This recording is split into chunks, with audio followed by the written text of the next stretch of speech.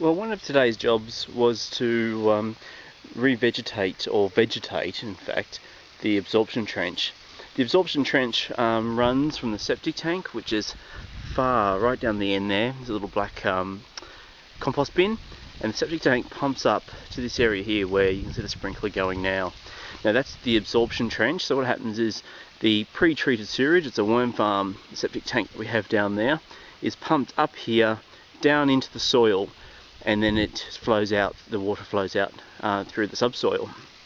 So the intention is to revegetate that area with various amounts of green manure and the like, and various forage and fodder plants, so that we can actually get something useful from it and collect that water rather than let it disappear off the property. This here is just an example of what the soil around the absorption trench, I forgot to take a photo prior to covering it, look like. You can see here that this is really very, very gutless. It's very barren. Water just runs off it. It gets very, very hot. Nothing can grow on that sort of soil. So there's no point throwing seed out onto that soil. It would just be completely wasted. Rather, what I've done is I've used some straw bales, and in this case we've put out, I'm not sure, probably about 15 or 16 straw bales to cover that soil, and there's very few plants covered as a process. And then the green manures, in this case lucerne, lucerne, barrel medic, millets, as well as white and red clover have been planted into this straw. Now the straw will do two things. One is it'll help water stop as it moves across the soil and soak into the soil. It'll allow microbes and various microorganisms and small insects to actually come back up and start working the top layers of the soil, so therefore starting to improve the soil immediately. But the other thing it'll do is it will help protect the seeds and hide the seeds from birds and the like before they germinate. I do expect to lose quite a few seeds, but this plant area was planted very, very heavily. Green manure is quite cheap, so I decided to plant it very, very heavily. Now at the end here you can see we have the driveway and we have water that flows down here. We've actually just had a rain shower come through. The sprinkler's still running because I want it to get really nice and wet. But you can see the water runs down here like this, and this straw bale is designed to slow the flow and push it back out onto this area, so that this area will collect that water from rainfall that does come down the driveway.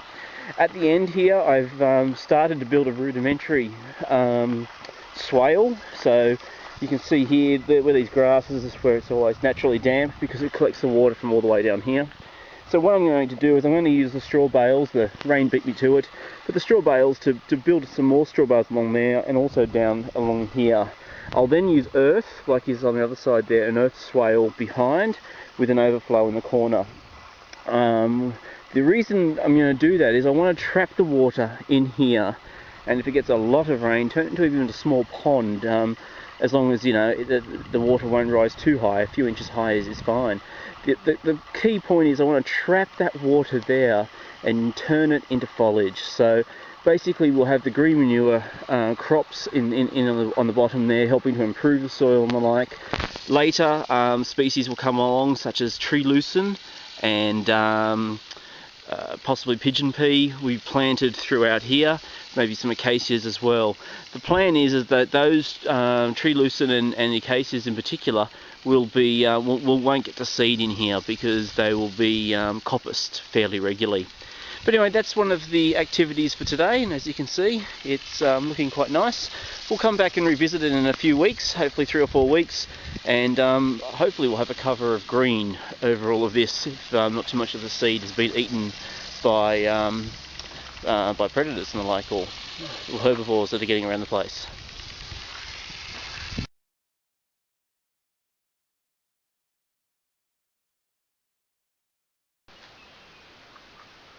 Well, here we are at the absorption trench, approximately 4 weeks after we prepared this soil. As you can see, we're getting a good deal of growth here. You can see lots of green overlaying the straw, and this growth has largely come about, partially it's the wheat or oaten straw that's come in with a lot of seed in it, and that's a lot of what we've got on the surface at the moment.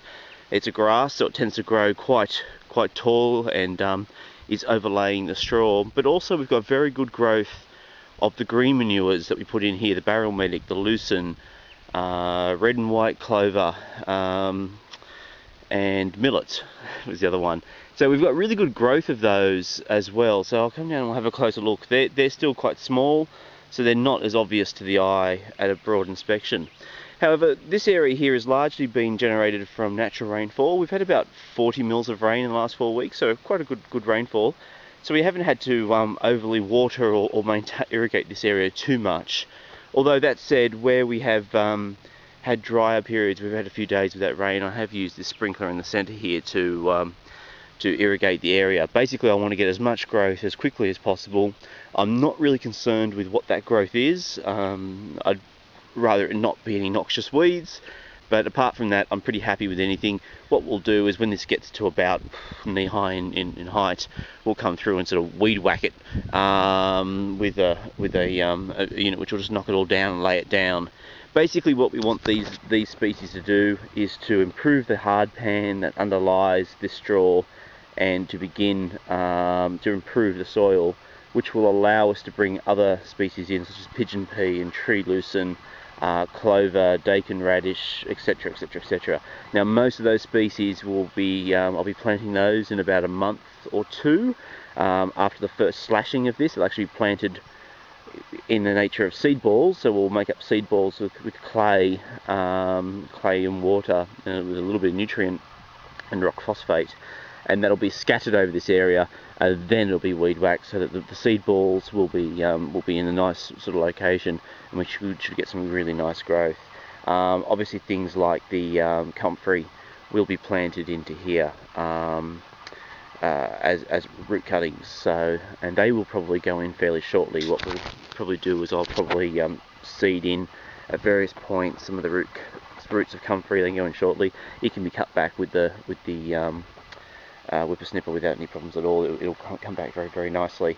Where we do put those in, because this soil is still very poor and it's still a terrible hard pan, I'll probably use a little bit of compost. But anyway, let's go and have a closer look. So if I come in a little bit closer, we can see, here's a good example just here. Actually, just here's a good example.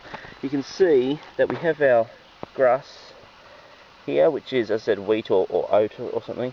But also in the bottom here, we also have our green manures, and they're all coming through very nicely. These are the green manures we planted.